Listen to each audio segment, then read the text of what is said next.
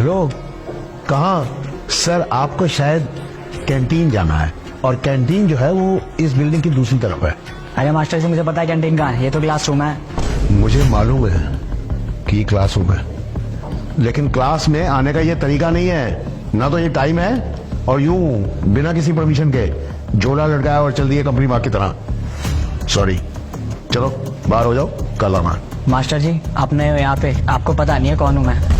मुझे जानना भी नहीं है कि तुम कौन हो, क्योंकि मैं अच्छी तरह जानता हूं कि ये स्कूल है, मैं टीचर हूं और तुम मेरे स्टूडेंट हो।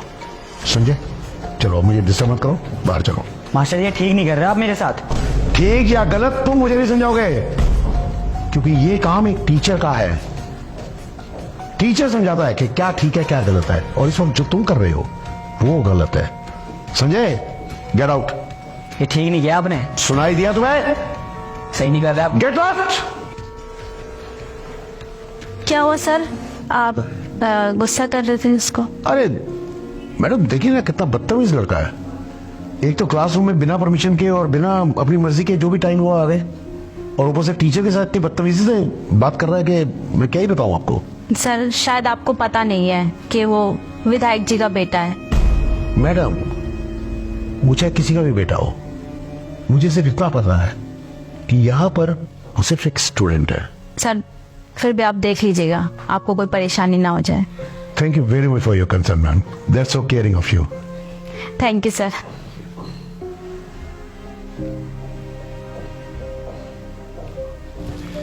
तो मैं ये कह रहा था कि ये फॉर्मूला जो है ये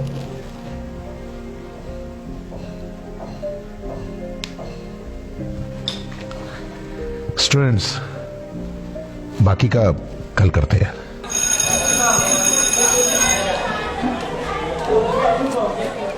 नमस्कार प्रिंसिपल साहब। अरे नमस्कार विधायक जी, आइए आइए। आपने आने की तकलीफ क्यों की? कुछ काम था तो मुझे फोन पर बता दिया होता। अरे जब आप तकलीफ दोगे हमें आना तो पड़ेगा ही ना। ऐसा क्या हो गया विधायक जी, बताइए मुझे। कौन है भाई वो टीचर? मनोज सर। कोई मनोज सर जी है क्या आपके यहाँ पे? हाँ जी, अभी न्यू ज्वाइन किया उन्होंने। बताइए क्या दिक्कत हुई? उनको बुलाओ एक बार। आप मुझे बता दीजिए, कोई प्रॉब्लम है तो मैं उन तक पहुंचा दूंगा। नहीं, उनसे ही बात करेंगे। अच्छा ठीक है। मनोज सर को जरा मेरे ऑफिस में भेजना। मैंने बुलाया है, वो आते ही होंगे अभी। सर बुलाया मुझे आपने? हाँ जी सर, प्लीज आइए आइए। ये यहाँ के विधायक जी हैं, आप बैठिए, प्लीज हैव अ सीट। एक मिनट। तो आप हैं मनोज जी, जिन्होंने हमारे बेटे को परेशान किया हुआ है। प्रिंसिपल साहब, मैं आपको एक बार की बात बताता हूँ। जब हम छोटे थे तो एक अध्यापक ने हमें छड़ियों से बहुत मारा। पता है आपको हमारे पिताजी ने क्या किया था? उनको 2 दिन तक हमारे घर के बाहर खड़ा रखा था। और एक आजकल के टीचर है जो हमारे बच्चों को परेशान कर रहा है।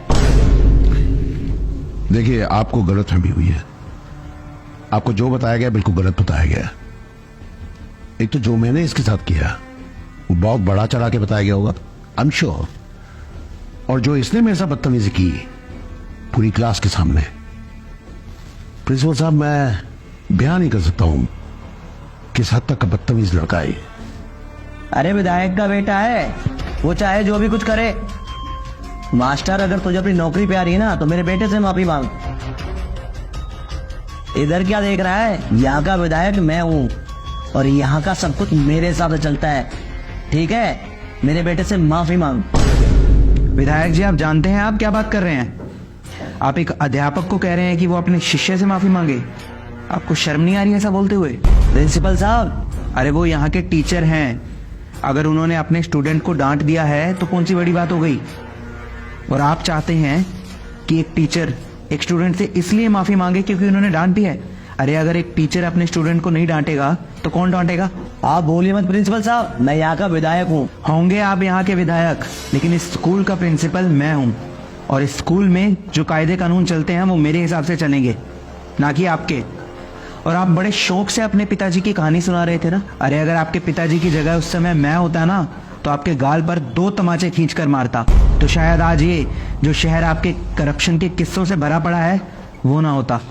आपकी इन खोखली धमकियों से वो ऑफिसर डरते होंगे जो आपकी तरह करप्ट हैं, लेकिन मैंने अपनी पूरी जिंदगी ईमानदारी से बिताई है। मैं आपकी इन खोखली धमकियों से नहीं डरता। उखाड़ लीजिए जो आपको उखाड़ना है, लेकिन इस स्कूल में वही होगा जो मैं चाहूंगा। इस स्कूल का हर एक बच्चा डिसिप्लिन में रहकर, अपनी मर्यादा में रहकर पढ़ेगा। और अगर आपके बेटे को भी यहाँ पढ़ना है ना, तो यहाँ के कायदे कानून मानने होंगे।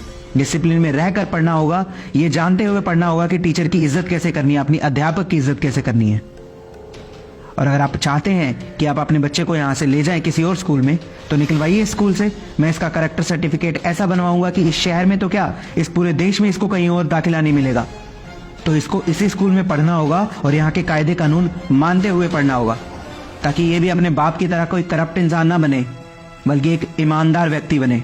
आप कैसी बात कर रहे हैं? मुझे माफ कीजिए, मुझे आपकी और कोई बात नहीं सुनी। आप जा सकते हैं यहाँ से।